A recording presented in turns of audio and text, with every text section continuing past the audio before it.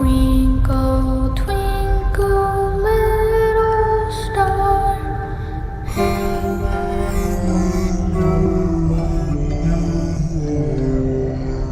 It's alive!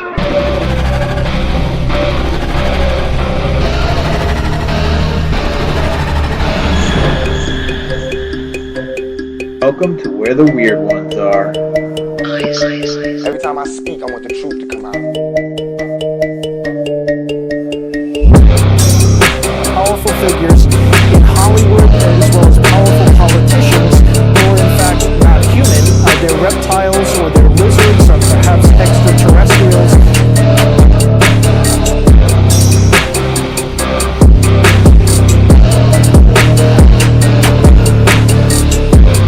I don't think it is a human. I think it's a Sasquatch.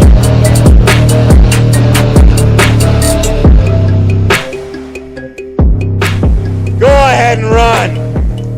Run home and cry to mama.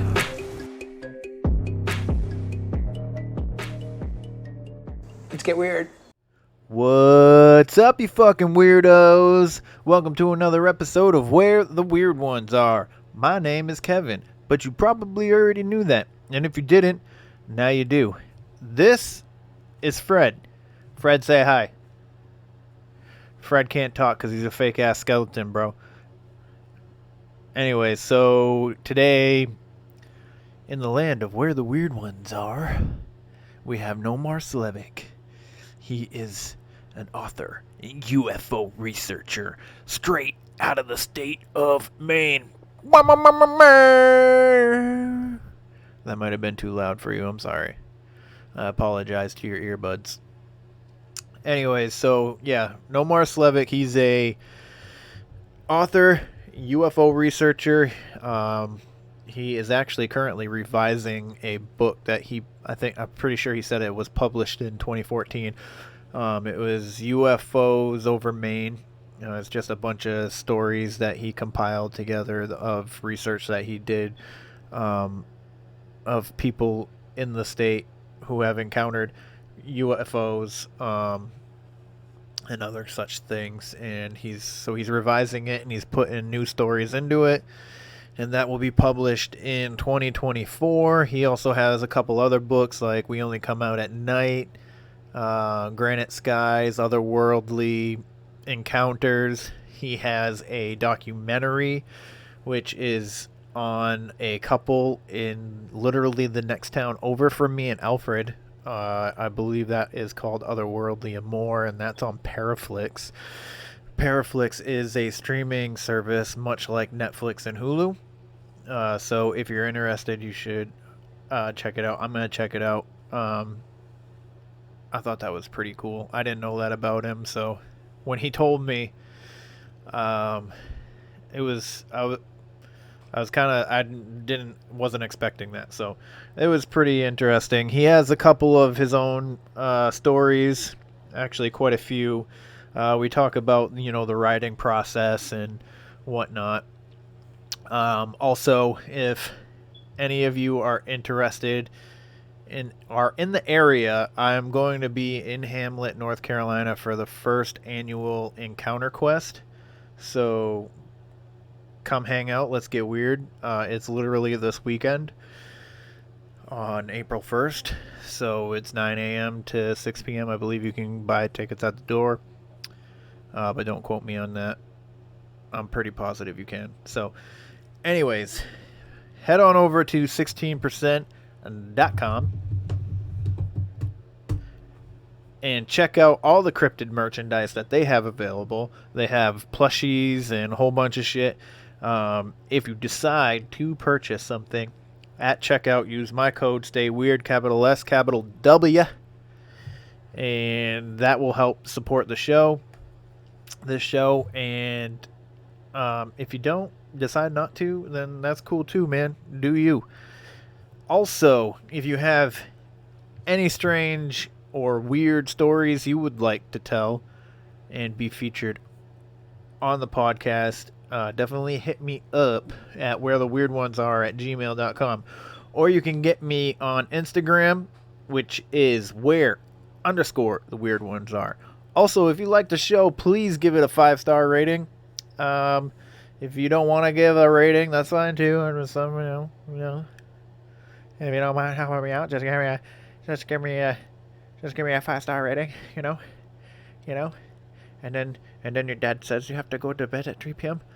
But so, anyways, yeah. Please like, share, subscribe, share it wherever you can. Tell whoever that's interested in paranormal stories. I mean, this is all conversations. Anybody who's been listening obviously knows by now. So yeah, I really appreciate you all listening and sticking around. Also, one podcast that I'd really like you guys to check out is the Killer Point of View podcast. They review horror movies, and they do a lot of like true crime to go along with like the movie the true crime that inspired the movie, or just the true crime story that kind of like goes along with like the premises of the movie. So I think that's pretty cool. Also, Nomar Slevik also has a podcast that I think you guys should check out. It's called I Want to Believe, and he just talks about encounters, like his books, and tells stories on there, and he has a phenomenal voice for storytelling, I think. So I do think it's worth a listen. He's on season 6 right now. I believe episode 3 should be coming out in a couple weeks. If not, it's already out. So please do that. You can get him at Nomar Slevik on Instagram. You can also get his podcast page at 207 Believe, also on Instagram. So please check out his books, check out his movie, check out his podcast.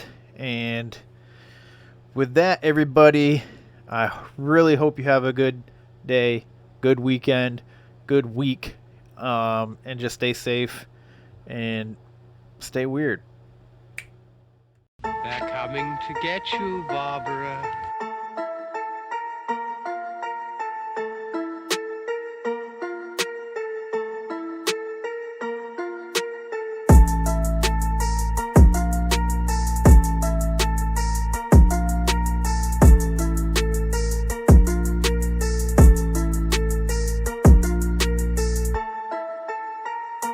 Let's get weird. Let's get weird. Let's get weird. Let's get weird. Weird. Get weird.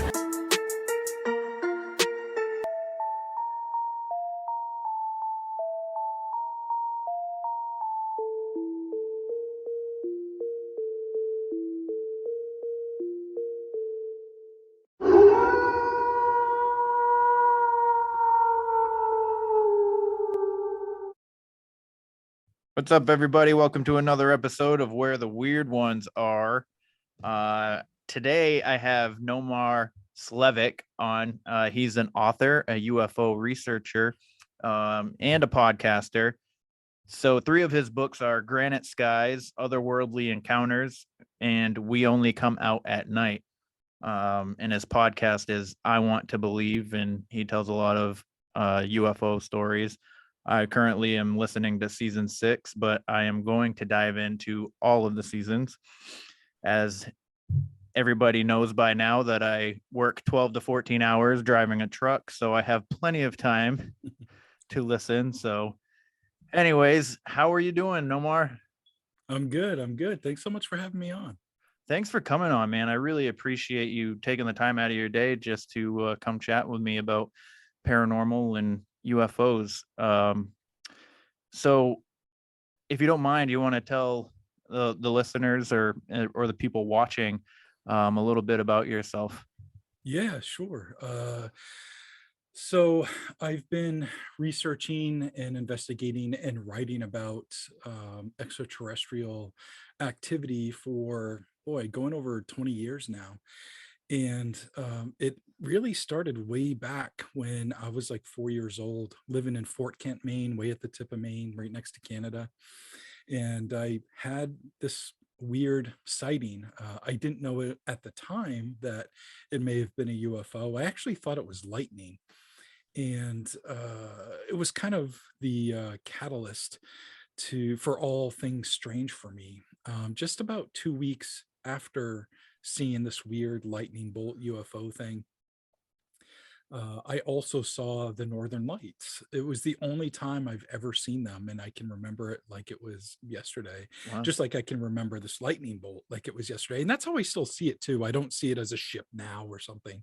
I still see it as a lightning bolt. But anyway, the Northern Lights stuff, I saw that like 2 weeks later, and that was weird and up in the sky. And so I think the two things combined really settled within me to look up, because weird stuff happens in the sky, Right. and I've been doing that ever since. Nice.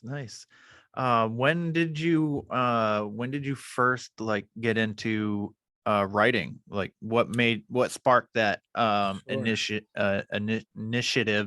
to start writing these books?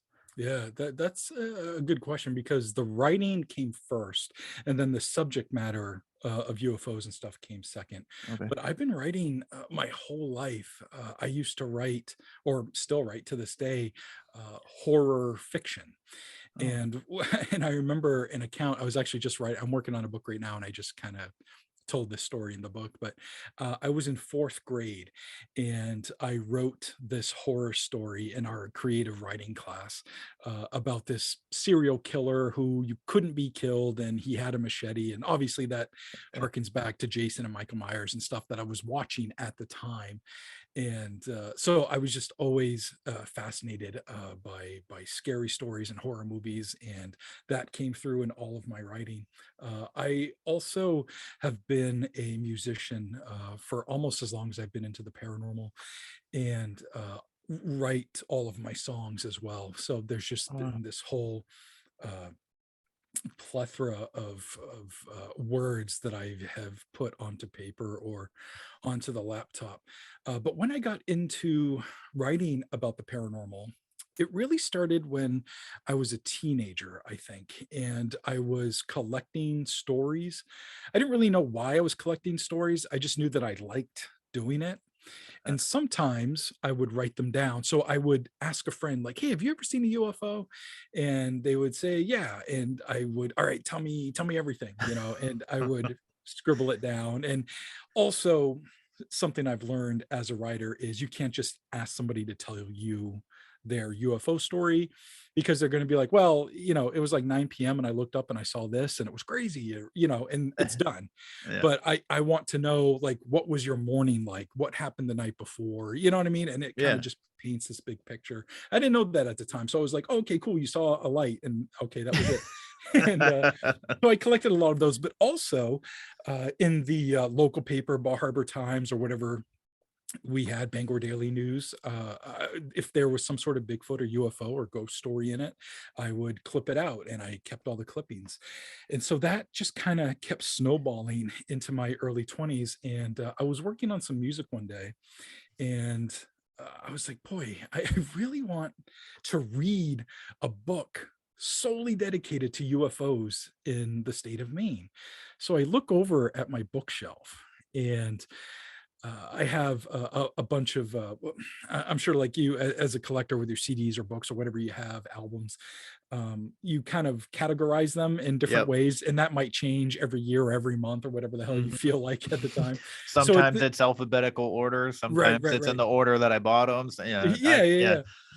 So at this particular moment, I instead of like genres or like phenomenas, like all the UFO books here, all the ghost books here, I just had a section of Maine paranormal books on one shelf, and then the other stuff was still paranormal, just not Maine.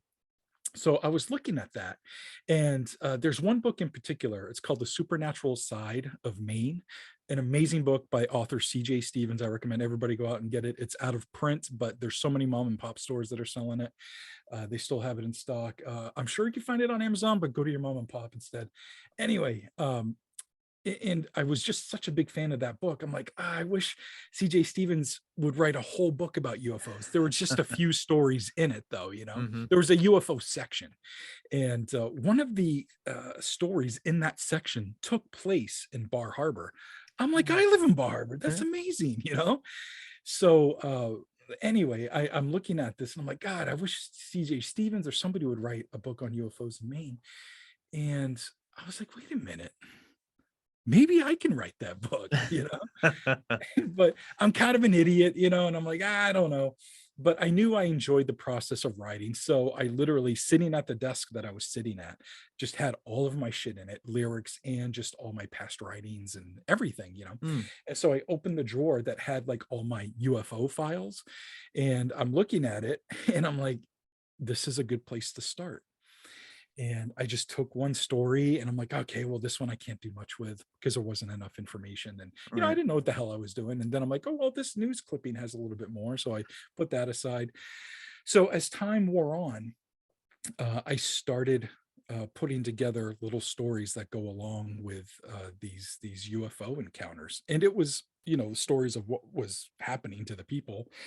And sometimes I would see if I could contact the person, and that only worked out once or twice because nobody wanted to talk to some 20-year-old asking about UFOs and stuff. So I did what I could, and after about 2 years I had the skeleton of a manuscript, and I'm like, well, what the hell do I do now? And I didn't really know, so I wanted to collect more stories. So that's when I started getting into research, like serious research, not just Googling UFOs Maine. You know what I mean? Right. So this involved like going to the library and looking at old newspaper articles. This involved getting out into the community and actually talking and asking people, which is actually really simple. Like for me, if you go to like the local gas station, you talk to the cashier, or you see an old timer drinking some coffee or something, and you don't mind doing this, go up and ask them some questions. I'm very much introverted, and I like to keep to myself. I'm a bit of a hermit. Oh, I'm the same exact way. I'm the same exact way. Cool. But when it comes to me wanting a story, I kind of come alive, and I can put myself out there and talk to people. So I was able to gather some stories that way. And so like another 2 years passed, and now I have like a book-sized manuscript. I'm like, okay, this is pretty cool. I'm sure it's not written very well, but I might be able to do something with this. And my dad is in education, and he taught English for a bunch of years. He also taught French for a bunch of years, but I gave him the manuscript just to kind of go through and like manually edit things, cross stuff out, almost like he's correcting a paper or something. He loved that, he loved that process, and he gave it back to me, and I'm like, wow, there's a lot of ink on this. And so I made a bunch of changes and stuff. And the way I write is really the way I talk. And so I think it comes across really easy. I remember so many times growing up and going to my library and taking out books on UFOs, which they had like 4 or 5 of them, but they read like textbooks. And it was frustrating to get through. There would be the little nuggets of the actual story, but there was all this pontification all over the place, and stuff that just went over my head. And I'm like, boy, these are boring to read. So I didn't want to do that. It was almost like the novelization of stories, if you will. So after I got that back and got it edited up, I literally Googled, how to get a book published, if you're not like Stephen King or something. And so I found all these really small publishing houses that accept unsolicited manuscripts, because some places don't. You have to have an agent or something to speak on your behalf. So I cut all those out, and whoever was accepting unsolicited material and also put out paranormal books, I emailed them a portion of the manuscript. It's actually called an outline, and I Googled how to make a book outline, and it tells you what to do with chapter samples and a table of contents, blah, blah. And so I put all that together and emailed it out to probably 15, 20 places. And about a year went by, and I got a couple of no's. I got no response from some of them.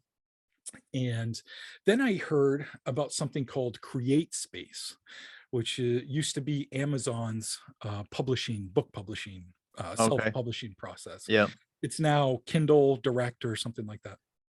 And but at the time it was called Create Space, and I took the manuscript and I uploaded it to Amazon or to the Create Space website, and you can actually format and make a book from that. And I'm like, man, Wow. nobody's getting back to me. People who have got back to me said no, so maybe this is something I should put out myself. So I uploaded everything, and I did the book outline, made a little cover, and then you can order what's called a proof copy, and they just print one and they send it to you, and you got to pay for it. It's like $3 or $4, and so you can get it in and see what it would look like in book form, you know. So that was probably like another 6 months or something when I finally did that. Mm-hmm. And I got a phone call. No, I got an email from my roommate at the time, and I was at work, and they said, "Hey, I think your book came in." And I was like, "Oh, dang, I got to get home and see that." So I went home at lunch, and I opened the package. But before that, from when I parked my car and walked to my apartment, I got an email on my phone, and I was like, "Huh, what's this?" And so I'm looking at it, and it was from a company called Schiffer Publishing. And I'm reading no it way. as I'm like unlocking the door, Uh-huh. and they said, "We've received your outline and we're interested in publishing your book." And I Oh, was like, wow. "What?" Yeah, I know. I was like, "What? This is Wow. crazy." So I walk in, I rip open the package, and now I'm looking at a physical copy of said book. And I'm Mm-hmm. like, "Okay, this is basically done, what I'm holding in my hand, and I could put it out if I wanted to, like right now, Mm-hmm. or I can go through a traditional publisher." And I kind of weighed that for a few days, and ultimately decided to go with a traditional publisher. And I'm really glad I did, because that is a whole process and learning experience, and great highs and very low lows, and contracts, and the amount of time that everything takes to happen, Uh-huh. so it was, since I went with them, it would be another year to almost like a year and 4 months until the book was going to come out, you know. Oh, wow. Yeah, so this whole book, which is my first book, called UFOs Over Maine, that whole process of that book took around 7 or 8 years to like fully be formed and to become something, Wow. And yeah, so it was quite the process. Didn't know what I was doing. I kind of still don't, but I've got definitely much more experience under my belt. That book came out in 2014, and since then I've put out 6 more books. And this my second book I ever released, that was also with a publisher, a different company. They were called Llewellyn. Mm. They are called Llewellyn Worldwide Publishing. Amazing company, a little bit better of a deal, and they were really cool to work with. Actually, both companies were really great to work with. And when I was going to put out my third book, which is called Granite Skies, Llewellyn, due to my contract, they get first right of refusal, meaning I can't just, they're not just going to automatically put it out because I wrote something. Right. And I can't give it to anybody else, or I can't put it out myself. I have to give it to them and see if they want it. So I submitted the manuscript. They wanted it. And I'm like, nice. Okay, let's talk better terms, Mm. because this is 2 years later now. And my first book with them, Otherworldly Encounters, it kind of did okay. You know what I mean? Like, it wasn't a flop, and I'm like, maybe I can negotiate some better money, because I mean, to be a writer, you're in the poor man's game, unless you Yeah. get something. Yeah, unless you get something that hits and takes off. And I was like, I got to do something, to try to make a little bit more money here. And they wouldn't budge. They wouldn't budge on anything. And they made one little offer, which was to up my percentage points if it sold a certain amount, but I wouldn't be able to reap those rewards until I hit that certain amount. And of course, there's no guarantee. Right. So I actually said no to them, and that felt really weird. It felt wrong. It felt like not the right thing to do. And I was really scared. I'm like, what the fuck did I just do? You know, like, did I just ruin this quasi writing career that I have, you know? Mm-hmm. And the subject of Granite Skies, his name's Mike Stevens. He's a guy I got to know really well. I had some pretty intense interview sessions with him, and to tell his story. And so I brought him along through that process with me because I wanted to make sure that he knew, or to get his okay for me to walk away. Yeah. And he's like, this is our baby, and if it doesn't feel right to you, walk away. It's okay. And I'm like, okay. So I walked away, and we decided to put out the book ourselves, and we put it out in 2020 during COVID. And that seems like the craziest time to put out a work, but also also maybe the exact right time to put out a piece of work as well. You know what I mean? Right. Kind of have a captured audience. So right, everybody's home, not really having anything to do. Right. So we put that out, and I've been self-published ever since. You make a hell of a lot more money, and this is what I do full time. So while writing isn't a means for me to like get rich or to make money, but it is how I support my life. You know what I mean? So I got to make sure the money's at least a little bit right. You know what I mean? I don't need a big flat screen TV or something crazy, but I need drink and food and stuff. Right. So the monetary payoff with self-publishing is so much better. However, traditional publishing houses, they have incredible distribution.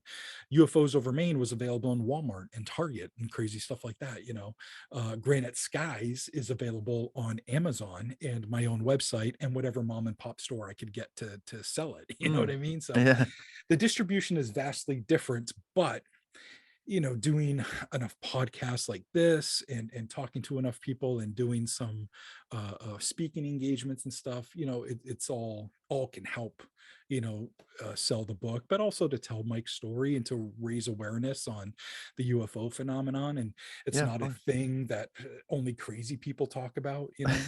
Not the people that fold up aluminum and put it on their heads. Right. I've talked to a lot of people that have seen something that they can't explain. So and I'm so captivated by this whole story of you going through the writing process and getting it published, because I've always wanted to be a writer myself. I mean, just like you probably were inspired by Stephen King, so was I. For sure. You know, I think really for me, I think it was like second grade. My second grade teacher had us write these little books, and it was like a, you know, you had a couple lines to write your story, and then you had to draw a picture or whatever, and then she would laminate them so it'd be almost be like a real book. Very ever cool. since then, I was writing books. I actually, funny thing is, in high school I wrote a zombie story, like a short story. Cool. Where the vaccine turned a vaccine that was supposed to be made for U.S. soldiers to make them stronger, turned everybody into zombies, and then freaking 10 years later they're mass producing a vaccine, and I'm like, wait a second. That's awesome.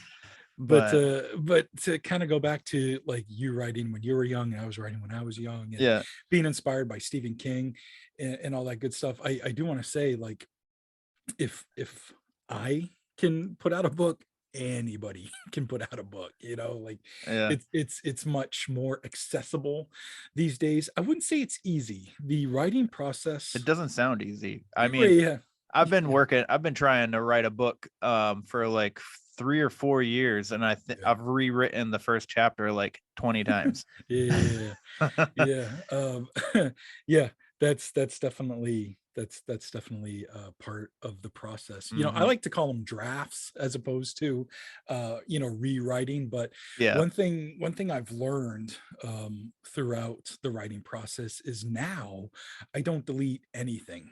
I know now to go back or to walk away and then come back at it with fresh eyes and a fresh mindset.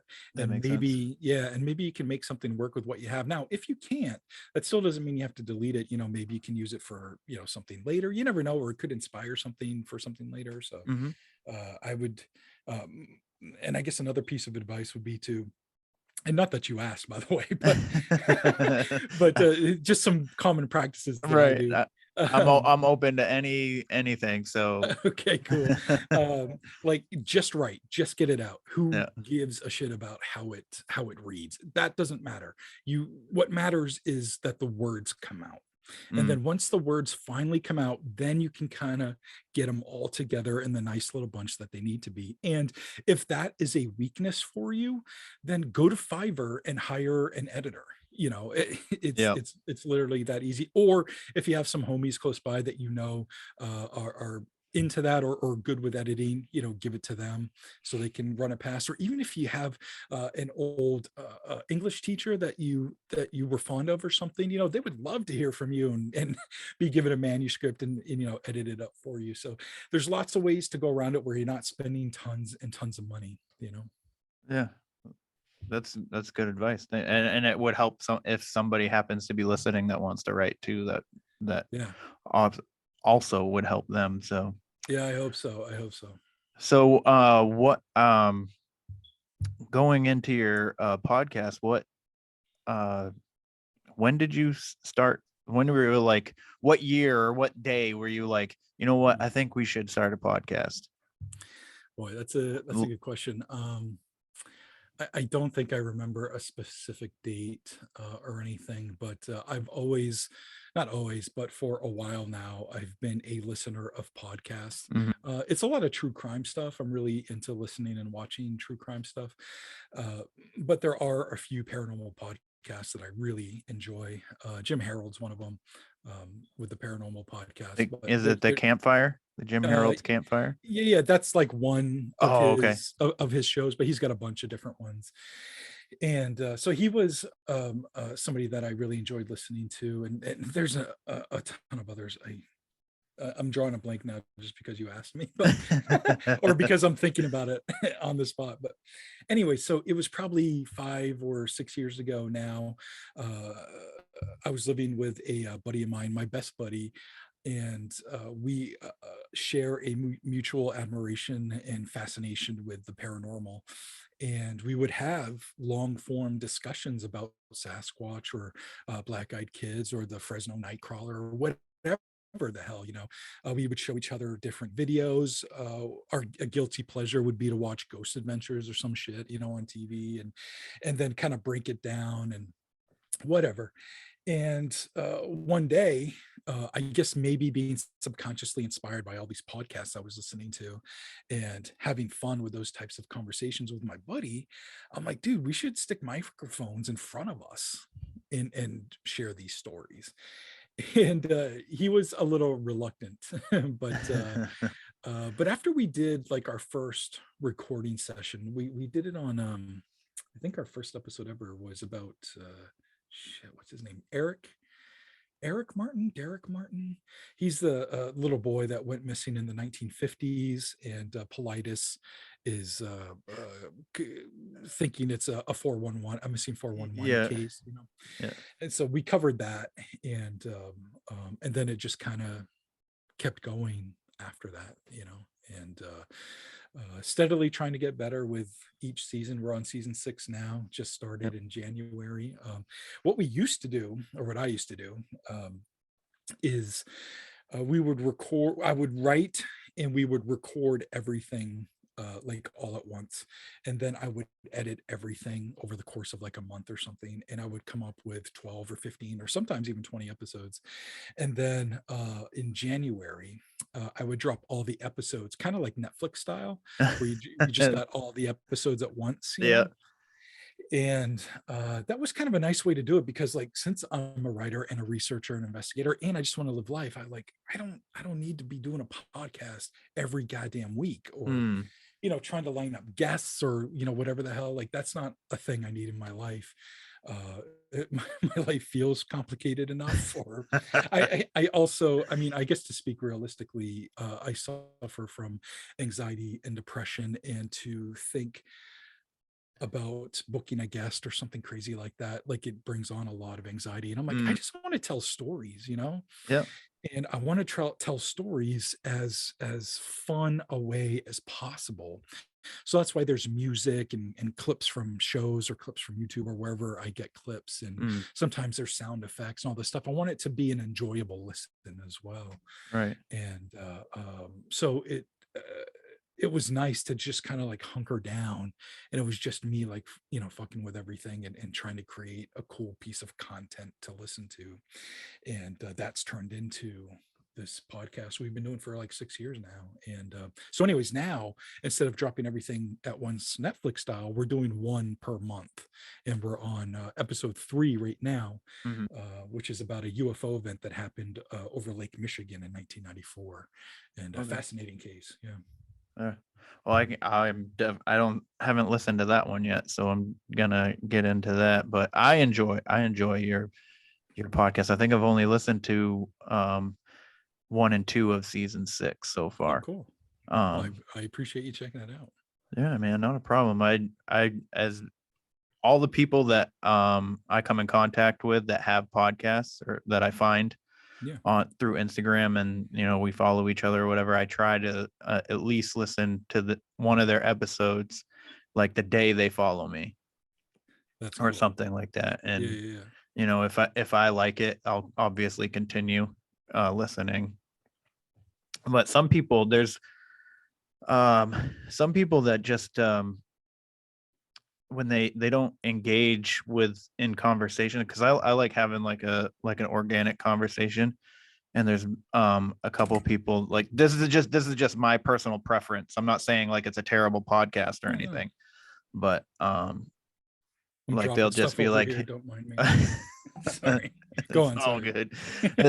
They'll just say, hey, what else do you have, or what kind of paranormal stories do you have? And then the person will start telling their story, and then they'll finish, instead of like asking a question or whatever about the event. They'll just be like, what else you got? And I'm just like, I can't listen to that. Well, and also sometimes these podcast folks will get somebody who can be kind of long-winded, like I can, and I'm so sorry for that. Please edit this perfectly fine. You see fit. But yeah, I like listening to stuff that's engaging and where you can learn something. Oh, I love learning something new when I'm listening to a podcast. I'll just be like, oh, no way, I didn't know that.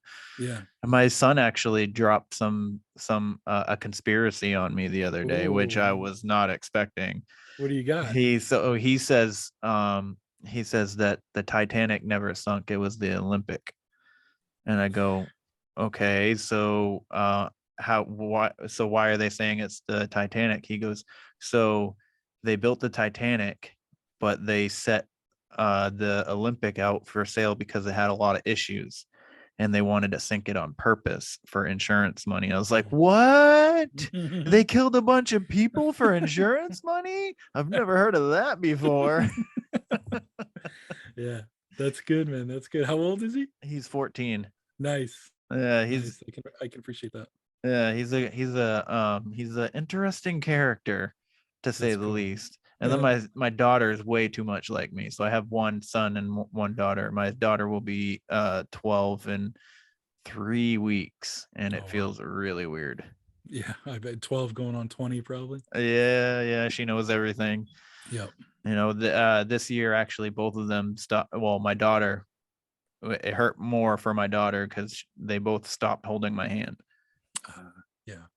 So this has been the first year that they don't. And then we were at their school for like a band thing or something like that, and I went to give my son love before I left because they were going with their mother, and I went to give him a kiss, and he turned his head.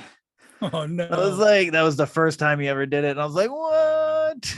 Yeah, this is stupid. Like the 14-year-old in me totally gets it, but I get it too. Yeah, the father figure in me is like, no. Yeah, you're growing up too fast.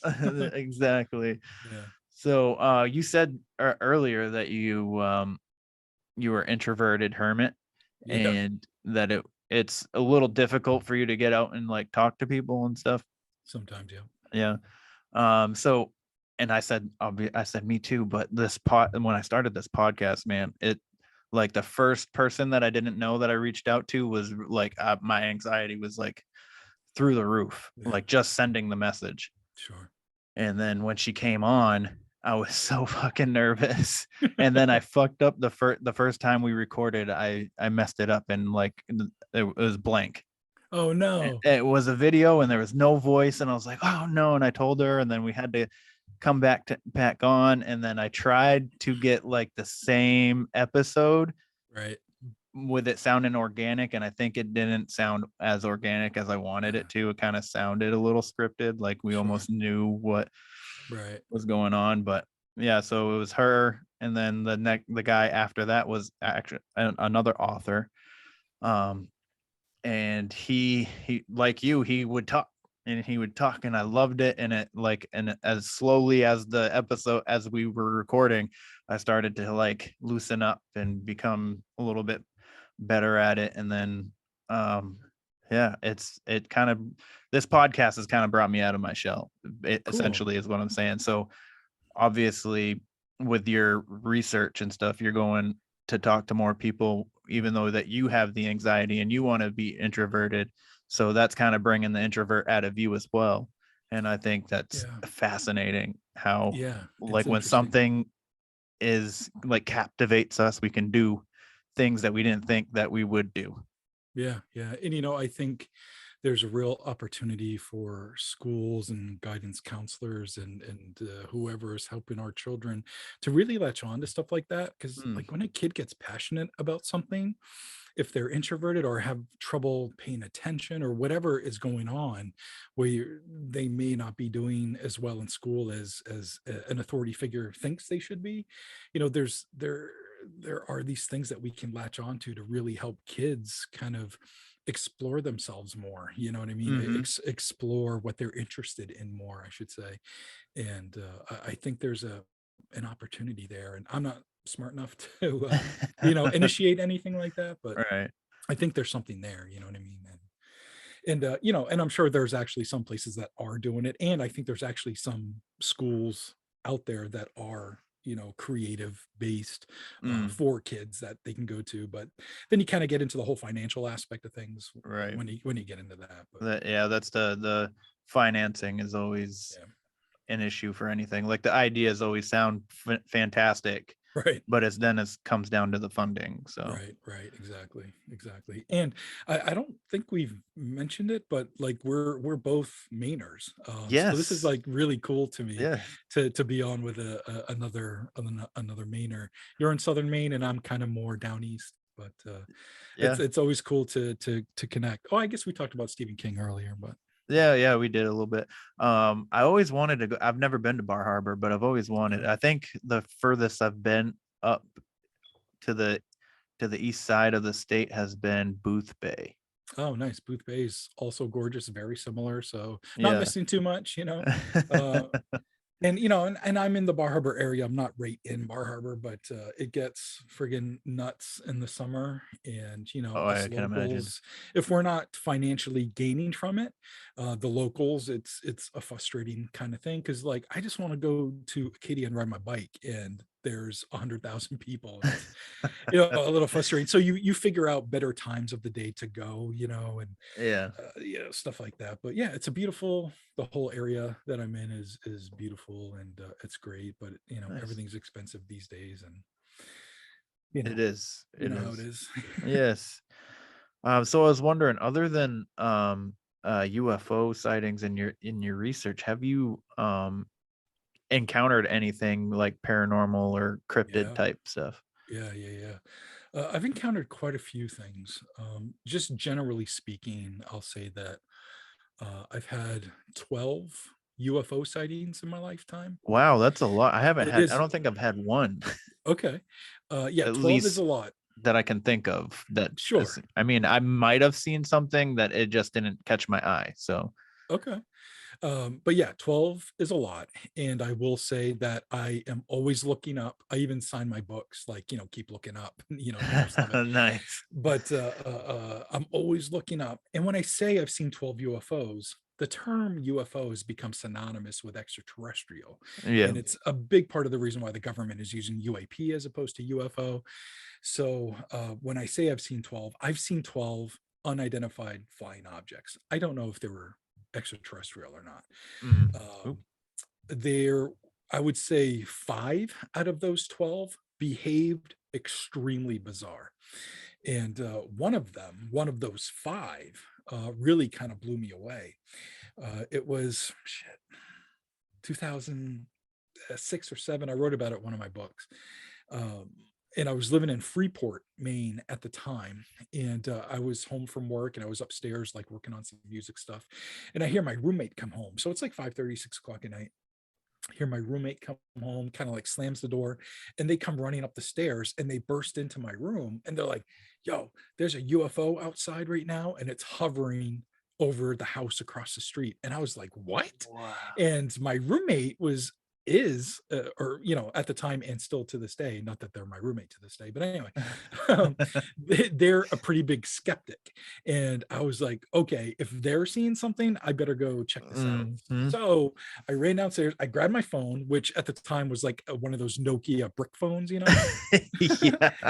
So I have that phone and I step out onto my porch, and sure enough, over my neighbor's house, which was across Route 1 in Freeport, hovering over their house, 100 yards above their house, were these 2 white lights, and there was a red light in the middle, but it came down like that. That's where the white lights were, and the red light was there. And it was just hovering. We weren't too far from Naval Air Station Brunswick.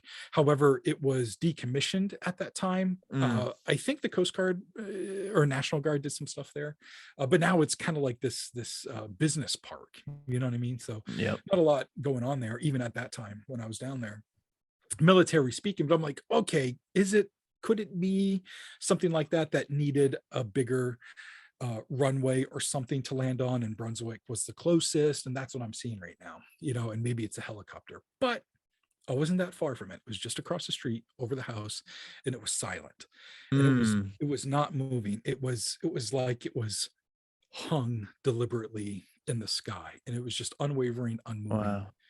So I pull out my Nokia phone and I get the camera going and I take a picture of it, and I look at the picture and it's just like this red streak of light with this black background. I'm like, okay, that's not going to work. So I put my phone back in my pocket and I'm looking at it. And just after like less than a minute, it starts to move just a little bit diagonally up. So maybe it moved another 100 yards, but diagonally and up. So I'm like, whoa, it just moved. And I'm watching it. And then it starts a level trajectory moving. And it's going to be out of my line of sight any moment. So I get in my car. Problem is my car was facing the house. So when I got in it, to get in my car, I've lost sight of it and I have to back down this long driveway. Now I get out onto Route 1 and I'm heading towards where I saw it leaving, and I don't see it. But there's trees right on both sides of the roads where I was. I'm like, okay, down the road about a mile, there's an open field by this little bed and breakfast that was down there. And I can pull into that field, and it's got an open view of the sky. If you keep looking, you can actually see the ocean about half a mile away, So I'm sitting there and my head's on a swivel looking for this thing, and it never showed up. And I'm like, dang, I don't know what the hell that was. And it's completely gone now. And I don't understand, because it appeared to me it was moving pretty slow, and it feels like I would have caught up to it and seen it, or once I got to the field, it would have come across really soon. But I must have stayed out there for close to an hour, just hoping I'd see it. And I never did. But it was really cool. Were the lights blinking at all, or were they solid the whole time? They were solid the whole time. Yeah. Huh. So that was a pretty major UFO event for me, where I was like, okay, that was more otherworldly than a lot of other things I've seen. Also, I've seen or experienced a lot of ghostly activity. I used to be part of a paranormal group, and we went out and investigated Oh, no way. people's houses. Yeah, and it was a good time. And we did it for 4 or 5 years, and then kind of life got in the way, and we disbanded. But we all still love each other and all that good stuff. Yeah. But during those times, we definitely saw some ghostly figures that didn't make sense. I saw like this pillar of white light, like in the center of a room, and somebody else was there with me, and we were just like, what is that? And then it kind of rushed us, and we felt this, and we felt this rush of cold wind kind of go through us. We're like, whoa, that was crazy, man. But the cryptid thing, I've got 2 cryptid stories. Ooh. And these are the ones that freak me out the most. Okay. Well, cryptids in general, I feel like, I mean, even if they like when they're just standing there staring at you, any of the stories I've heard, I would be creeped out. Like I seen red eyes in the woods next to my house one time, and it was accompanied by a pack of coyotes, and I couldn't see like the body or anything. I just saw the eyes, and and it scared the shit out of me. Yeah. Was it higher? Like, was it like person height? Well, it looked like it was ducked behind the rock, because in Maine, fucking all the land is like most of the land in like rural areas are like sectioned off by rock walls. Yeah. So there was this huge boulder, and it was like this it was almost even with the top of it. And and then this coyote came down my driveway, and I was watching that coyote in my driveway, and my dogs were going crazy. And then I looked back at the red eyes after the coyote, and the coyote ended up turning around to go back because it was acting like it was hurt and like trying to draw my dogs out. Oh, geez. Or something. Because if you know anything about coyotes, that's something that they do. They fake injuries. I did not know that. I'm very Maine dumb, just so you know. I don't hunt or anything. So yeah, so they'll send a female or like a younger pup to like act innocent or act hurt or whatever to get, that's wild. To draw people or something out of houses or an area, and then they'll, it's good to know, jump on them. So they were all in this field over here on the side of my house, and I saw the eyes accompanied with them, and the female was here, and then the female was like, well, they're not coming out. So I watched her start walking back out. And I looked back at the eyes, and it looked like it was on top of the boulder now, and I can't tell you how tall it was. I have no idea, but it was just like sitting there, and I was like, fuck those eyes, and we're gonna go into the living room where the gun is on the wall, and we're just gonna sit here until the daylight. Yeah. I don't blame you. I don't blame you at all. So I assume it's a cryptid, but again, I can't tell. Yeah, for sure. So actually, I actually have 3 cryptid stories. Okay. Ruh-roh, you. Hey, yo! I interrupt this broadcast to bring to you a new Etsy page that I think you should go check out if you want some tight-ass t-shirts. Well, not literally tight, but I mean like tight as in cool. You should go to Down the Rabbit Hole's Etsy page. I believe he's calling it Deeper Down. You should check it out. And if you're not fucking following him on Instagram, you should do that too. It's _down_the_rabbit_hole_. Yeah, so anyways, so he's started a Etsy page where he's making t-shirts. He's got a bunch of designs up there that I think are pretty cool. If you're not sure on how to find it, his picture is right there. That's the picture of his Etsy. Either way, the link will be in the show notes. All right, before we got rudely interrupted by internet, you were about to tell me your cryptid stories. Yeah. So I actually have 3 cryptid stories. One of them, I'm not really sure if it was a dream or not, but it was weird and surreal. I was living in Portland at the time, and I had woken up like at 3 o'clock in the morning, and I had to use the bathroom. And the way the apartment was set up, my room was off of the living room. And so I'd have to leave my room, walk through the living room, and then through the kitchen to get to the bathroom. In the kitchen, you actually step down into it, and right to the left were two big windows. And outside the windows was the backyard, and the roof had like a roof awning there. There was a porch below it. So it's 3 o'clock in the morning. I'm half asleep and I got to go to the bathroom. And before I was about to step into the kitchen, from the living room, you can see out the kitchen windows and out onto the roof.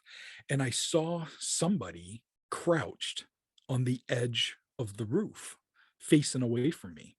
And all I could see was like this black silhouette of like a crouched man, was what it looked like to me. And they were bald.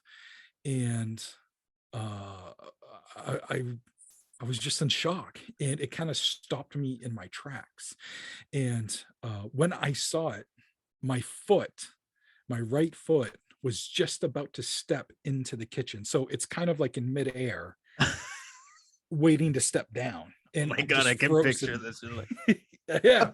And you're half asleep, you know what I mean? Like I don't have good balance anyway. Like on a good day, I don't have good balance. So I'm holding the door jamb, and I'm trying not to move, and I'm looking at this thing, and I'm like, am I seeing this? What's happening right now? And then I couldn't hold my leg up or something any longer, and my foot went down on the kitchen floor. And the thing that was on the roof perked its ear up. It didn't turn around and look at me or anything. It perked its ear up like it heard me. And that's very animal-like, in my opinion. I would feel like a person would be like, whoa, like if it was some drunk guy or something. Right. And they got the ear perk, and they held that just for a second, and then they stood up. And after they stood up, wings unfolded from its back. And it unfolded so fast and so hard, it sounded like a baseball pitch being caught, just like a smack. Yeah. And they went out, and then there was like this leap off the roof, and it jumped off the roof and swooped down and went out over the railroad tracks that were like behind the house. And I was like, what did I just see? Literally don't remember anything else. I just remember waking up in the morning, still remembering that happening. Like I don't remember if I went to the bathroom. I don't know if I dreamed the whole thing. I'm not sure what happened there. And it was bald, you said? Yeah, like it was devoid of hair anyway, or the silhouette that I was seeing. It's not like there was hair on top. It seemed like a clean, like edging of the silhouette. Okay. Yeah. And the wings, I wouldn't say they were like bat wings at all. They had like a curvature to it, like feathered wings were, though I didn't see any feathers. Everything was just black. Right. So I don't know if I dreamed that or what. So I like to just share that story as something interesting, but I can't count on it for it actually happening. What did happen though, 2 other times, I was writing my book, Otherworldly Encounters, and I came across the story of a gentleman who said he had seen a Mothman-like creature in Camden, Maine. And of course, that really piqued my interest. And I contacted the gentleman, and we had a great conversation and a great interview. And I got his whole story. You can read it in the book. It's called The Creature on Washington Street. And through the course of our interview, I got his address on where this occurred. And I don't share the address in the book, but I went down to Camden, and I kind of turned it into a little vacation for the woman and her son that I was with at the time. And we kind of spent the weekend in Camden. And while we did some fun stuff during the day, at night, I went and kind of investigated this area to see if I could see something out of the ordinary. So his story, just to kind of recap a little bit, this was like 10, 15 years prior to when I went there. So I think this was like 06 or something when this happened to him, but he was like 17 at the time, and he lived almost right next to downtown. He was like half a mile away from downtown Camden, and he was walking home just like at 6 o'clock at night. And while he was walking, he started hearing like this loud chirping sound. And he's like, what the hell is that? And he's like, am I going to step on a rat here or something? He's like, what is that? And while he's looking down, he sees the shadow of something on the tar go by as if something's flying above him. And it was big. So he looks up and he sees the strangest creature he'd ever seen. He said he saw this body that was like 4 feet long. And the head was kind of like just this lump of mass that sat on top of the body, but it had tubes coming out of it, a tube out the top and tubes out of its like ear area. And the wings looked like back wings and they were massive. And as it flew over him, it kind of swooped down. And because he was close to his apartment, this thing swooped down and flew up over his apartment building and down into the swamp behind his apartment building. When it swooped up over the apartment building, he could measure the wingspan against the apartment building. And he said it went from one side of the eave to the other. No shit. Yeah. So huge. So I went down there and measured it, and it was 25 feet. Wow. That's like a Cessna. You know what I mean? But an organic one, if you will, flying above them. So that's what he sees. He tells everybody he knows because he doesn't give a shit. He knows what he saw. Right. And a lot of people are like, are you sure? Sandhill crane, like, could it be something else? And he's like, nah, I know Maine. I know what we have. That's not anything that we have. He was aware of the Mothman stories of John Keel. And he kind of always likened it to some sort of creature like that. He also told me that he started having these weird reoccurring dreams. And in those dreams, he would be right in that same spot where he saw the creature fly over him. And when he would look up in his dream, he would see a house hovering above him. The house would then turn into a UFO, and then it would take off. And he kept having those dreams for quite a while. Wow. So anyways, we fast forward a whole bunch of years. I've had this interview with him. Now I'm down in Camden. And the first night I go out, and there's a few different areas to kind of go check out where some things happened with him. So the first night I went to this other area and I checked it out. I was there for quite a while and not a whole lot happened. Actually, I was in this area that has like this shallow natural spring where people like go and swim and stuff. Yeah. And while I was down there, I could hear something walking in the water, and my flashlight wasn't strong enough to like penetrate the darkness so I could see it, so I'm like, it could be deer, because they're rampant. Yeah. And I'm like, so it could be deer like walking in the water, but I don't know. But the next night, the woman that I was with at the time, her son was really interested in the stuff that I was doing, and he was like 11 or so, or 10 at the time, and he asked if he could come with me. Oh, that's cool. When I went out the next night. And so we both kind of look at mom and we're like, she's like, yeah. Just make like both of you take naps. You know what I mean? So you'll be awake. Yeah. So this night I actually go down to the swamp that's behind this dude's house where this thing flew over. And there's not like this official parking area. You just basically, there's gravel and then the swamp, and hopefully you park and not drive into the swamp and park in this gravel area.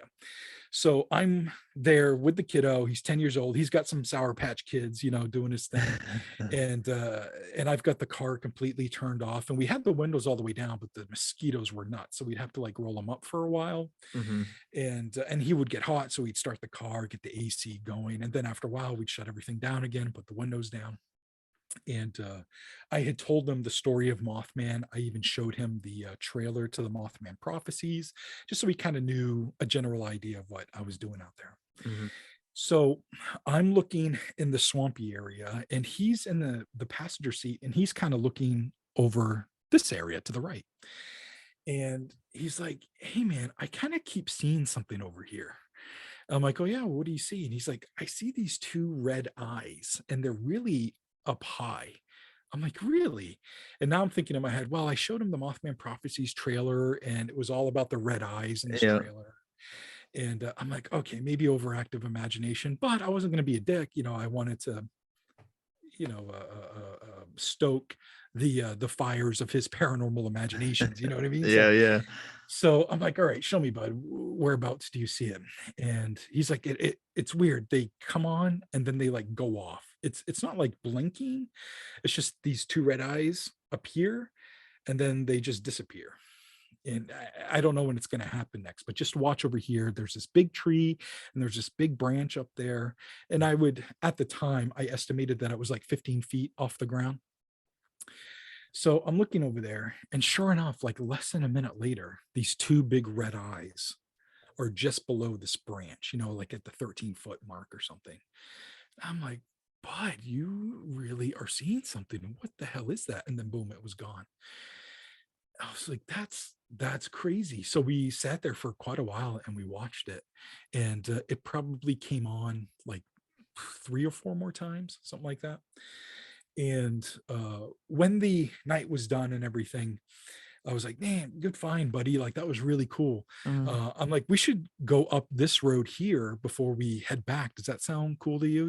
And he's like, yeah, that sounds cool. So we went up this road that kind of ran parallel to where we were.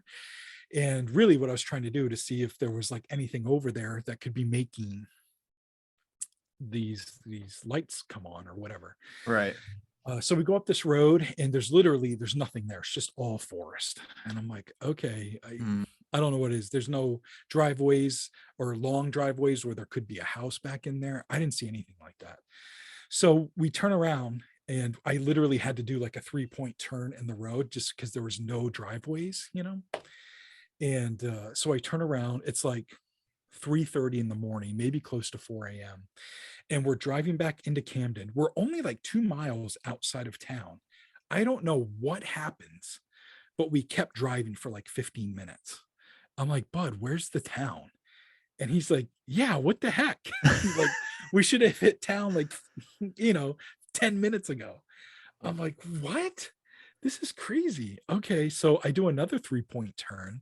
I'm like, I must have missed a turn or something. So I turn around again and I keep going up. And I'm like, but I think we've been here before. It was just going back the way we had just come, Yeah. And he's like, yeah, like the woods are looking familiar here. And I'm like, okay. But there was nothing to give you a mark, there was no landmark or anything. So I'm like, this is weird. So I drove for like another 10 minutes back the way we came. I've not seen a road that we missed or anything. I'm like, this is weird, dude. And he's like, yeah. And he was actually starting to get a little scared. I'm like, don't be scared, buddy. You're with me. We got plenty of gas. Like, we're good, and that kind of made him feel a little bit better. I was freaking out, but quietly. Yeah. So I do another 3-point turn and I start going back down the road again. I'm going down this road. I'm maybe 6-7 minutes into the ride and the lights of town come up. Oh, okay. I don't know where they came from. We should have hit that Right. before. I don't know what happened. I don't know if we got in this weird Twilight Zone thing or something, but the lights of town were right there. There was a big sigh of relief from him. And we just drove into the hotel parking lot and parked and, went up to the room, but I don't understand what happened. And he doesn't understand what happened. And we told his mom about it. And she's like, well, take me out there the next day. So we go out there the next day and we drive up. And again, there's nothing on either side of the road for quite a while. We went up there like 10-15 minutes.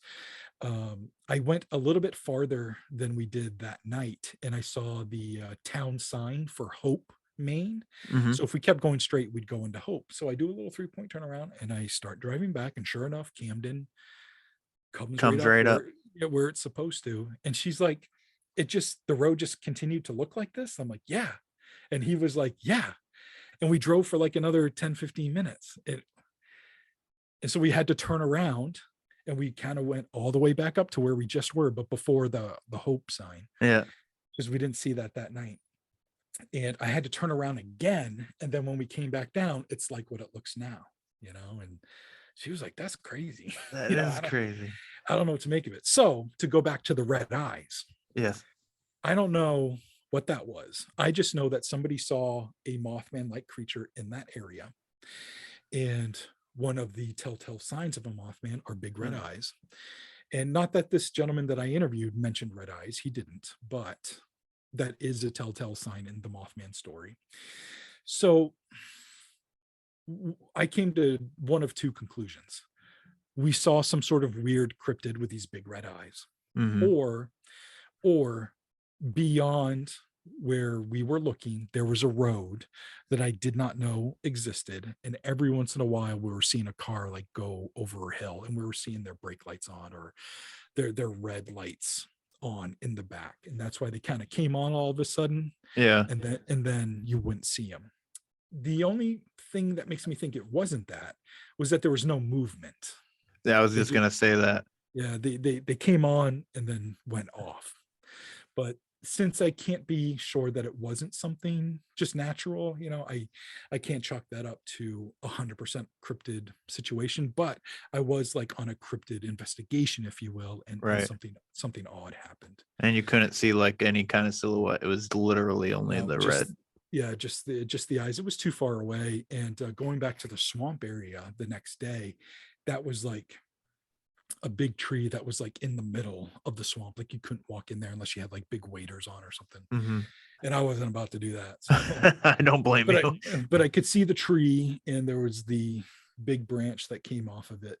And it was like 15 feet in the air, and the eyes were just a little bit below it. And there was no odd footprints around in the gravel or anything. And not that that's conducive to good footprints anyways, but there was nothing out of the ordinary that I could see looking at it in the daytime, so. And you didn't see any like cell phone towers out there or anything? No, absolutely nothing.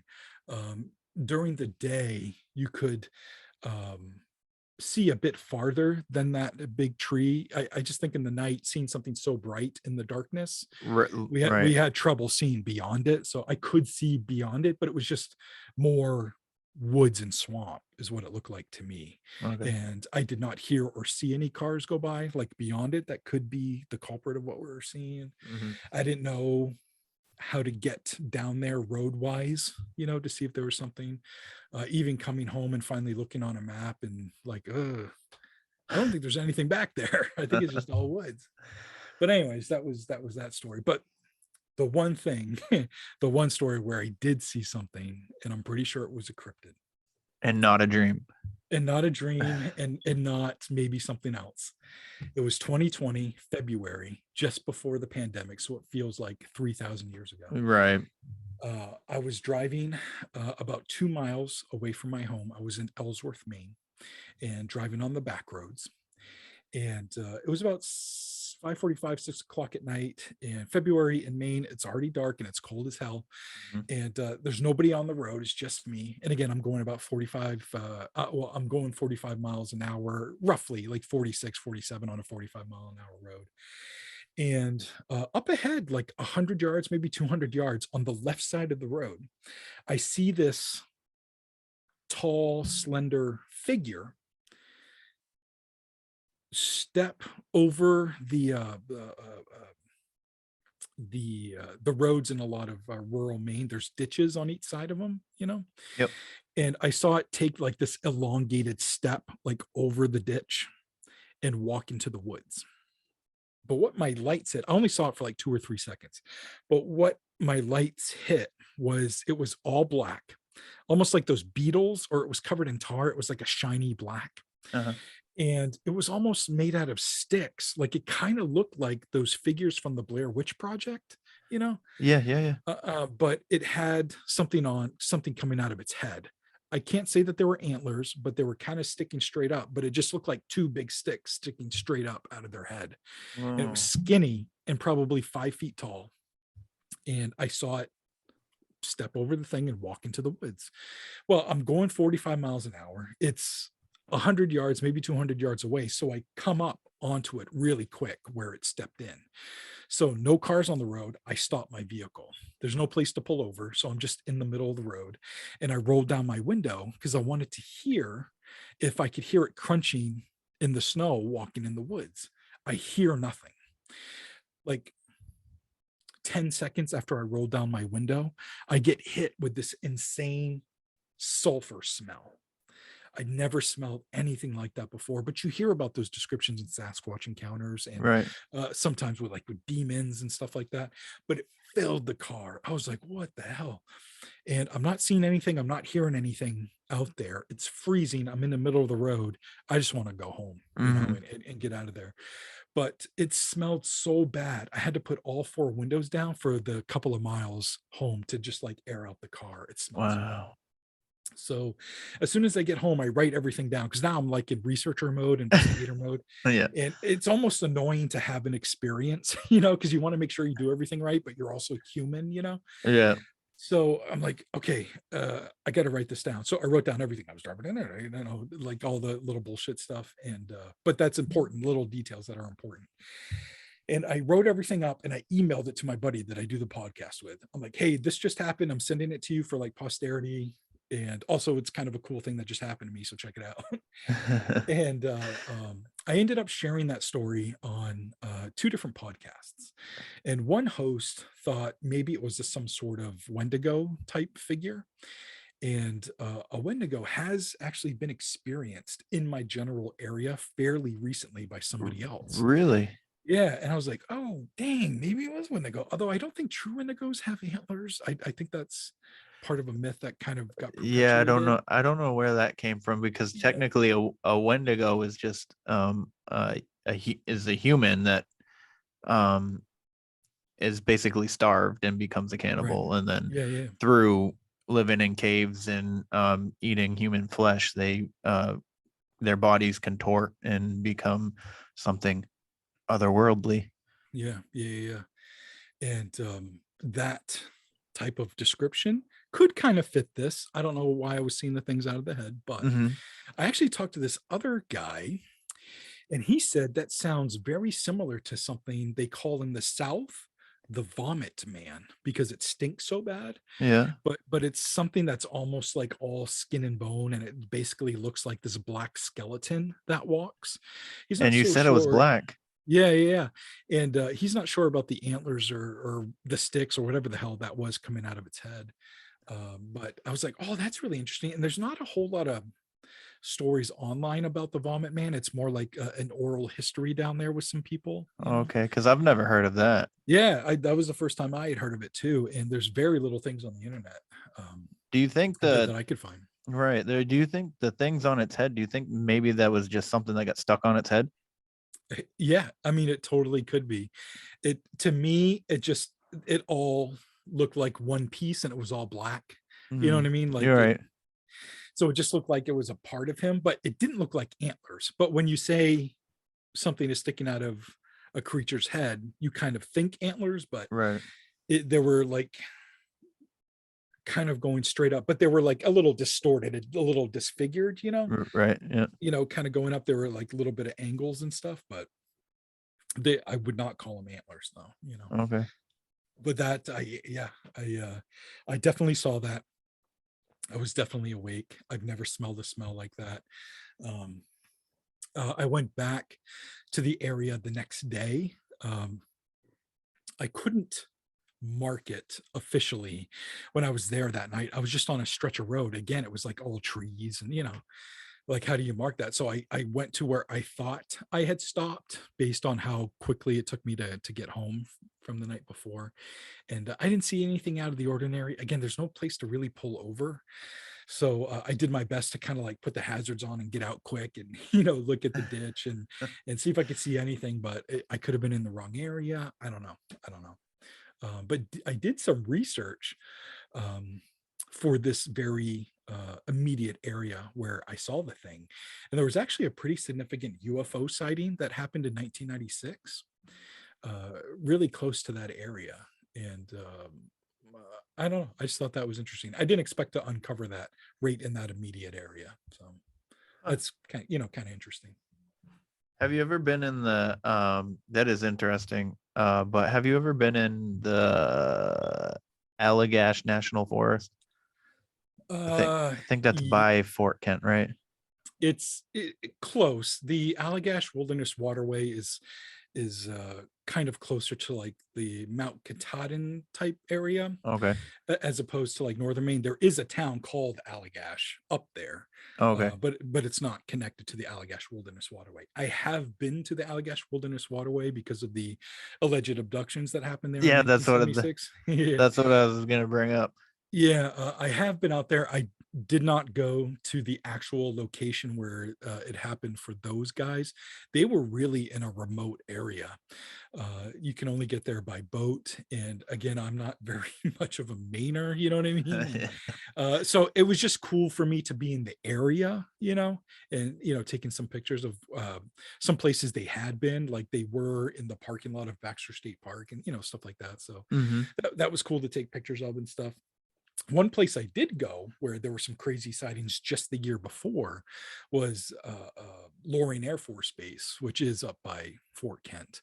And in 1975, specifically, there were, over the course of 3 nights, there was crazy UFO events that many officers and military personnel like witnessed for themselves. And it was cool for me to go on site there. And when I was on site, I was there in the middle of the night. I always make sure to let the cop shop know where I'm going to be, because I don't want any trouble, Yeah. but they were cool with it, but I did end up capturing some weird light on camera while I was at Loring Air Force Base. Oh, no way. Yeah, and you can see that on my YouTube channel. Just search for like Loring Air Force Base UFO, or just go to my, Nomar Slevik, type Nomar Slevik into YouTube and go to my channel and you can find it there. For skeptics or even for people with an interest, it's really nothing more than a light in the sky. And it does this weird shimmering, twisty thing and then disappears like right on camera. It's pretty cool, but it's just a light in the sky. You know what I mean? It's not like definitive proof of anything, but to be there and to know the history of that place. There was tons of crazy stuff that happened in the 60s. There was stuff that's happened ever since the base opened that tons of military personnel have witnessed. So just to know the history of that place, and for me to go there in 2017 and experience something was a pretty big deal to me. That's pretty profound. Yeah, absolutely. Yeah. And you said that's near the Allagash Waterway? It's in northern Maine. It's actually in Limestone, Maine. Oh, okay. Which is a little bit south of Fort Kent. So yeah, but it's a big, it's the former Air Force Base. It's now closed as an Air Force Base, but there are a bunch of businesses on its peripheral, and they are always trying to like do something with the area, so there's always kind of something new coming in there, and there's a job corps there now. Even the Department of Defense has an accounting department over there, which is kind of cool. That is kind of cool. Yeah, it's all surrounded with barbed wire fence and all this stuff. It was kind of cool, and it kind of made me think, like, did some of the paperwork for the ATIP stuff like go through that accounting department? You know what I mean? That's interesting to think about. That is interesting to think about. Wow, that's pretty cool, man. So what is the process for finding like these people with these stories? It's evolved over the years. Like I was saying before, like as a teenager and in my 20s, I was kind of doing internet searches and finding stories in newspapers and just asking people that I knew, and then that evolved to asking people I didn't know, and then it involved better research skills, because you can find like a newspaper article and hopefully they give a name, and then if they give you a name, there are ways to search someone's name to try to get some of their contact information. And not everybody wants to be contacted, so there's been a lot of hits and misses, and nowadays it's a mixture of me looking for stuff and people coming to me to tell me their stories. So I get a lot of emails and random social media messages, throughout any given year, with people wanting to share their story and all that good stuff. So that's kind of nice now. That's some of the stories are coming to me, but I'm always searching for stuff, and I don't find everything. Just last year, I'm working on a new book right now, and it's actually the 10-year anniversary of my UFOs Over Maine book. In 2024, it'll be the 10-year anniversary, so I'm working on it now. and it's completely revamped and rewritten. It's got brand new stories that have never been published before. The stories that have been published, I'm completely rewriting, and there's extra information, that I've since come across and stuff. So it's been really exciting to rediscover these old stories and then to find just a ton of new stuff. And one of the new to me stories was from 1965. And it happened in Fairfield, Maine, which is close to Waterville. Yep. And it happened right in the middle of the day. There was a kid in his class at school, right in the middle of a lesson, and he heard this weird beeping sound coming from outside. So he looked from his desk out the window, and he saw this black dot in the sky. And in his head, he was kind of like, what the hell is that? So he just kind of, stood up and didn't care about the lesson anymore and walked to the window. And he was looking at it, and he's like, what is that? And it was getting bigger, and he realized it was getting closer after a while. Wow. And so he started getting really excited. So the whole class got up and went to the window, and the teachers behind them like, what the hell's going on? And so as the kids are in the window, they see this silver oval UFO with an antenna sticking out of the front of it go past their window, and then it descends and seems to land behind somebody's house that's near the school. So the kids are going nuts. The teacher eventually tells the principal about it. The principal's like, what the heck?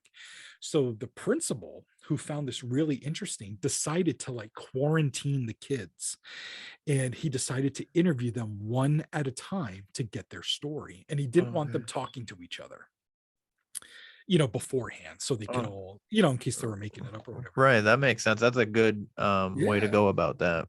Absolutely. For sure. Yeah, I'm sure it was a nightmare because with all the kids. I bet. But so he was interviewing them. There was somebody else in the room, and he had interviewed a couple of the kids, and they told the story that I'm telling you. And he asked them to draw the UFO, so they drew it, and it was all pretty much the same. So after 2 or 3 kids, he's like, I'm going to call the newspaper, see if anybody else has reported a UFO. So he calls the newspaper, and they're like, yeah, actually, in Oakland, which is right in that kind of area, this railroad worker was outside, and he was doing his work, and he said these ships kept flying over him. They were shaped like cups, and the first one he saw was really big, and it went over him. And then like 2 minutes later, another one went over him, but it was a little bit smaller. And that happened like 10 or 15 times, to the point where the last one went by and it was a black dot, and it went over him. And he's like, that's crazy. So the person he's talking to is like, hey, can we send a reporter down to the school to talk to you and the kids? And he's like, yeah, sure. So the reporter comes down. The reporter's now in the room as the principal's interviewing them and stuff. And the kids are telling the story. Everyone's telling the same exact story. They're drawing the same exact thing. And the reporter ended up taking pictures of a few of the kids standing next to their UFO drawing. It was kind of cute. And in the article was published, front page of the newspaper the next day, and it was a big story for like the Waterville area at the time back in 1965. But in that same newspaper edition, there was also a story about meteors being seen throughout the northern United States, from like Michigan to Canada, and that also included Maine. And they actually stuck that story right next to the kids' story. I guess because it's tangentially related, Yeah. But the skeptics in town read that story and they're like, oh, that's all the kids saw was meteors, Yeah. But that doesn't mean a meteor doesn't fly by the window. You know what I mean? Yeah. Goddamn media. Yeah. So the story kind of died down really quickly. And I had never heard that story before. That's a huge story to me, that a classroom full of kids, saw this UFO during class. And it just goes to show you that it's 2022. I've been doing this for like 20 years, over 20 years. And it's the first time I've heard this story. It just fuels me more. Like, what else is out there that I don't know? Right. I gotta know. And a lot of times for me, it's a matter of like historical record. There's so many things that we keep records for, and there's this very small niche of us that are doing it for strange stories. And, I feel like it's an honor to like put these stories in stone, if you will. You know what I mean? They'll always Right. be published somewhere because I took the time to document something strange that happened, and I don't take it lightly. It's I really enjoy that process of it. Right. Right. It's clearly that you that it's a passion of yours. And I've gone through your Instagram too.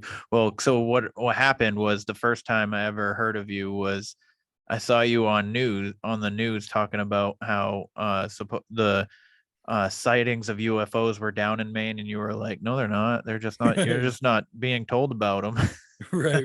You're not looking in the right places. Yeah. News outlets and a lot of people in our field, if they're trying to find the latest UFO stuff, and because they know about UFOs, that means they know about MUFON, which Yep. is I've separated myself from MUFON a few years ago.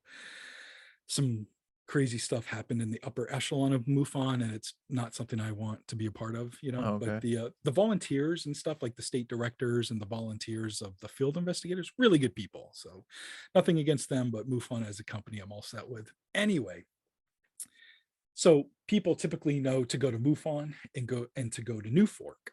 And sightings reported to those places are down. Not a lot of people know about them.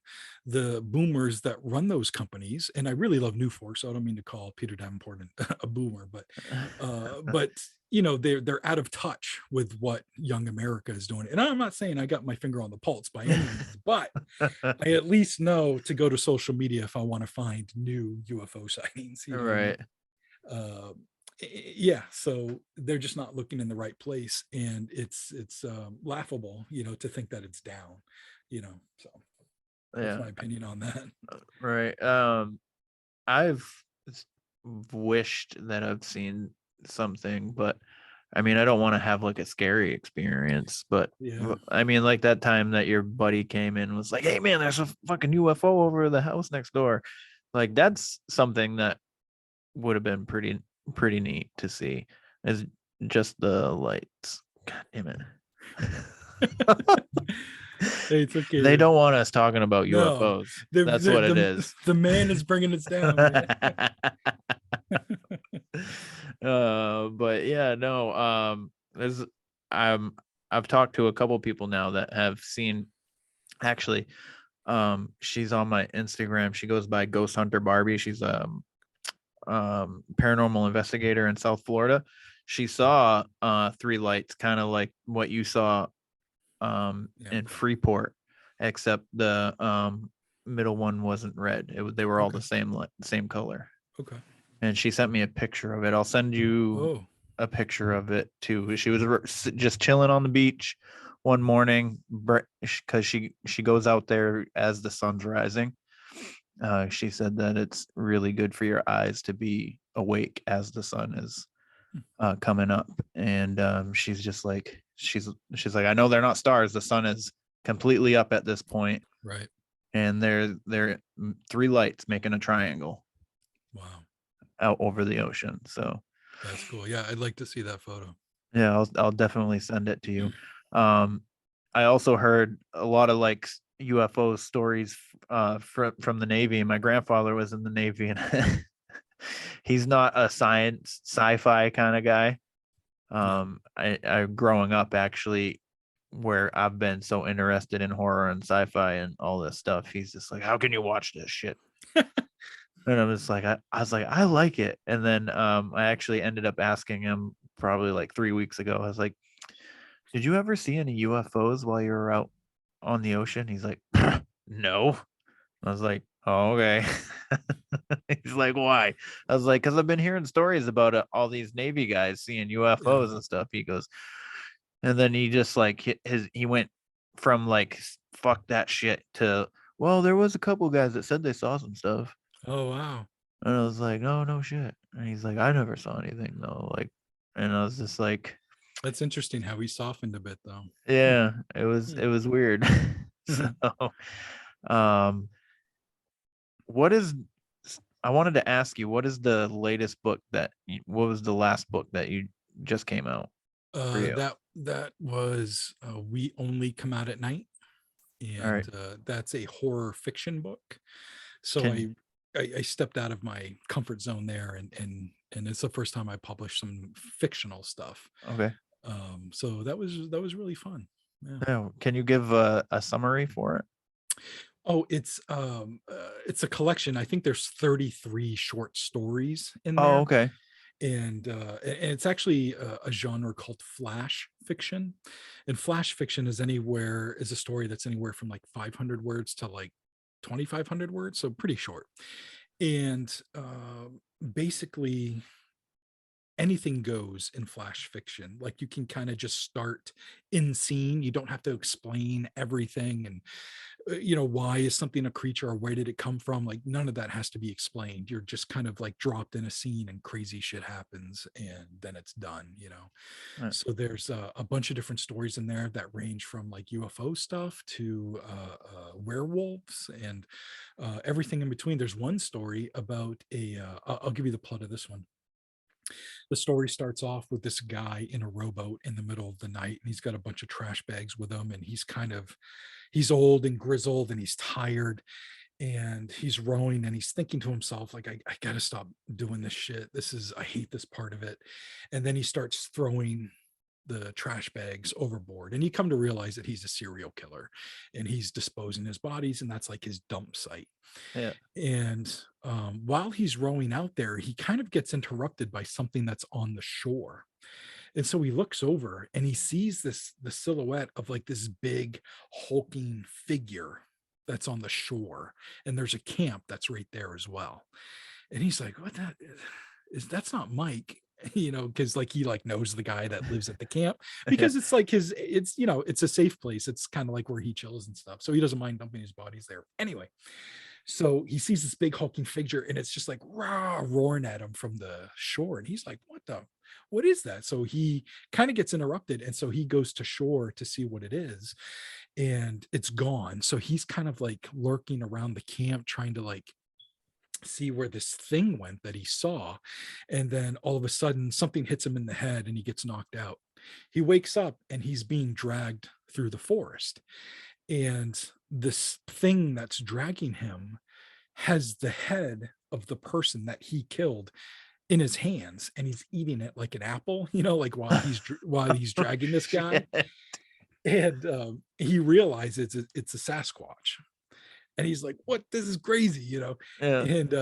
And out of nowhere, the Sasquatch kind of stops and he smells something in the air. He starts sniffing in the air. So he drops the guy's legs and he drops the head and he takes off running as if there's something like some other prey or something that he wants. I don't know. So the guy's like, I'm out of here. He grabs the rest of the head, he gets back to the boat, and he makes sure to like get it back in a trash bag and puts rocks in there, and he goes back out and he dumps it. And while he's out there dumping it, the thing comes back to the shore and starts screaming at him again, and it's trying to throw rocks to hit him, and he's just too far out and he can't hit him. But he's like, dang, I ain't coming back here again at night, like this. And then boom, it's done. So that's one of the stories that's in there. That's a good story, man. It's fun. It's just fun to write stuff like that. You never know if it's going to translate and to jump to a bunch of different types of genres within that is really fun. And it's just a lot of free writing. Like writing a nonfiction book, a huge part of it is a massive pain in the ass.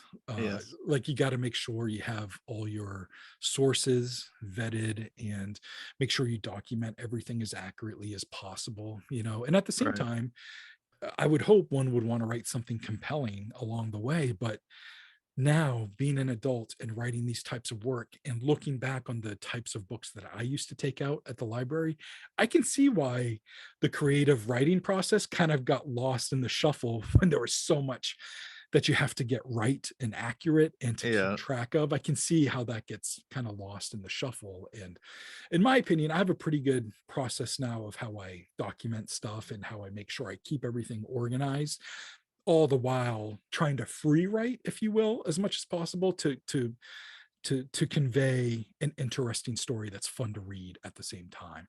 Nothing's made up, nothing's embellished, but I'm trying to write it in a way that's pleasing to read as much as possible. And I'm sure sometimes I'm not successful, and hopefully sometimes I am, you know. Nice. So are you finding fulfillment in your life with your writing and the things that you're doing? Yeah, absolutely. I've never been asked that before. That's a really great question. Absolutely. I worked for corporate America for years, and that's one of the most frustrating and grueling type of work I had For ever sure. done. And you know, and I've been a dishwasher, a lot of manual labor stuff when I was younger, but this was the worst type of work, and I did it for years. And now I am much more poor and lack medical coverage, but I am much more personally fulfilled, that it feels like a happier experience. You know what I mean? Like, Yeah. I can't always go to the movies, or I don't have the latest cool thing or whatever, but I got a laptop that works, and I've got, you know, kind of a good mind in regards to the stuff that I'm working on, and that's all I need. You know what I mean? And Yeah. in coffee as well. So as long as I can And have coffee as well. as long as I have those things, you know, I'm good. But yeah, that's a really good question, and yeah, it's very, very fulfilling.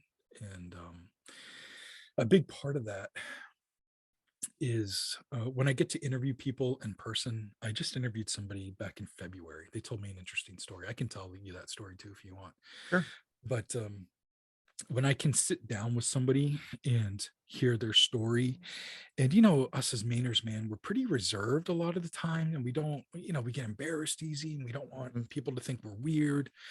And so when somebody can find someone that listens to them with a non-judgmental ear and kindness, you know, that makes me feel good. You know, that I can do that for somebody. Like, dude, I got a crazy story. You're probably not going to believe me. That none of that matters. I just want to hear the story. And then while they're telling me the story, I see their body language. I hear the tone in their voice. I see the look in their eye, you know, and you can tell how genuine a lot of them are being. Some aren't, you know, I've had those experiences, but you know, 80% of the time people are being very genuine. And at the very least, I believe that they believe what happened, you know. Yep. And that's all that matters. And but the people I met with back in February, lovely couple. This happened in Winterport in 2021, I think. These two women, they have a son, and he was 2 years old at the time. And they were just kind of chilling one day, and the son walked up to one of the moms and said, something strange happened to me yesterday. And the mom was like, what happened? Well, this really tall bug came into my room, and they picked me up, and they took just me. They didn't take my sister, because his sister was in the room with him, took me away, bit me inside my stomach, and then brought me back and left. I was like, that's a crazy story. That's basically, that's the crux of the story right there. Yeah. They did ask some further, like, clarifying questions. And again, the kid was 2 at the time. He's 4, still talks about it. But they've since found out that when this bug that kind of looked like an ant to the kid, it was like 5-6 feet tall, and it carried him like like this. That when it never talked to him, and when it brought it back, when he brought the kid back, he set him down in the room, and then he backed out slowly, like watching the kid as he walked out. And then when he reached the doorway, it turned around and stepped through the doorway, looked back one time at the kid, and then, as far as the kid knows, it walked down the stairs and left the house. And it was the first time I've ever heard of an insectoid type alien story from Maine. You know, we don't get those here. No. So it was really cool for me to talk to them about the story. They don't know what to make of it, and I don't know what to make of it, but some curious things have happened in and around their home. First of all, they have seen lights in the sky around their home. The kids often see this tall man inside the home, and sometimes they see it outside hiding behind a tree, and it peeks at them. And then when they get ready to leave, sometimes like going to school or daycare or something like that, it will get in the car with them, and they'll say, "Hey, the tall man's with us," and they're not scared, but almost, I think it was 2 months later, maybe a month later, after that incident happened, it was time for two of the kids, because they're the same age, to like go get their wellness check at the doctor. And one of the moms, who's mildly into UFOs, but she was concerned about the story. She's like, he gets a lot of nosebleeds, and the nosebleeds kind of started around that time.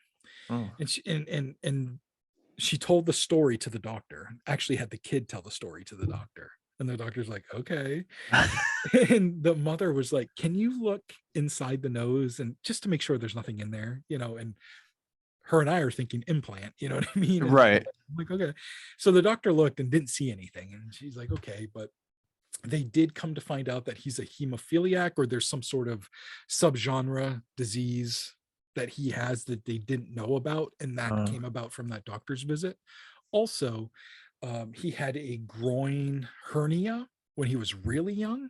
Oh, no shit. Yeah. And did he interpret the alien as biting his stomach, inside his stomach? Did he interpret that? But what they were actually doing was maybe looking at the old injury, because he did get a surgery to get it fixed. But were they looking at that? And there's kind of a common thread throughout alien abductions, where genetics kind of plays a big part.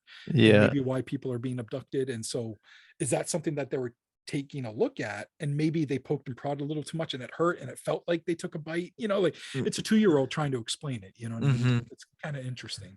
That is interesting. Yeah. So, you take the story for what it is, and I thought it was fascinating to listen to it. I wrote it all down, and I was like, is this, do you mind if I tell this story? And they're like, yeah, absolutely. And when I present stories, I'm like, here's what it is. You decide what you want to believe, Right.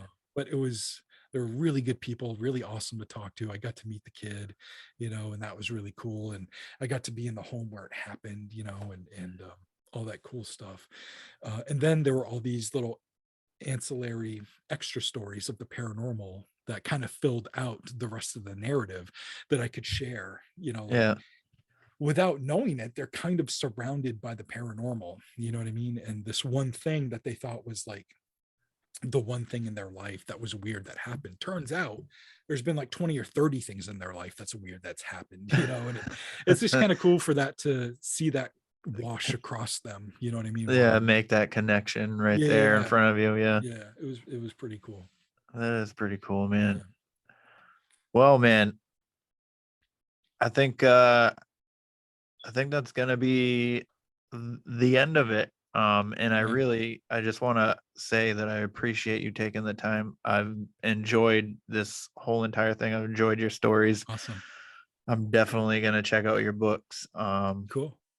And then I'm going to share them with everybody that I know. Awesome. So, I appreciate that, man. Yeah. So real quick, before I bid you adieu, would you like to tell everybody where they can find you and where they can find your books? Yeah. So my podcast, I Want to Believe, you can find that wherever you get your podcasts. And my books, I sell them on my online store, slevikstore.company.site, or you can just Google Nomar Slevik, and one of the titles, like Otherworldly Encounters, Granite Skies, We Only Come Out at Night. It'll either take you to some sort of online store or to my particular store. Wherever you get it doesn't matter to me. So perfect, man. Perfect. So please go check him out. Check out his books. I'd appreciate it. If you have any stories you want to tell me, you want to come on and talk the way how Nomar had talked to me about his stories, get me at wheretheweirdonesare@gmail.com, or get my Instagram where_the_weirdonesare. Again, no story is discriminated. I'd love to hear from you. So with that, stay weird. This concludes our broadcast day. Click.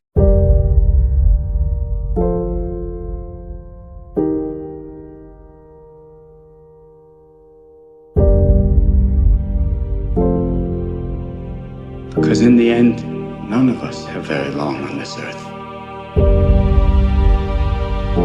Life is fleeting.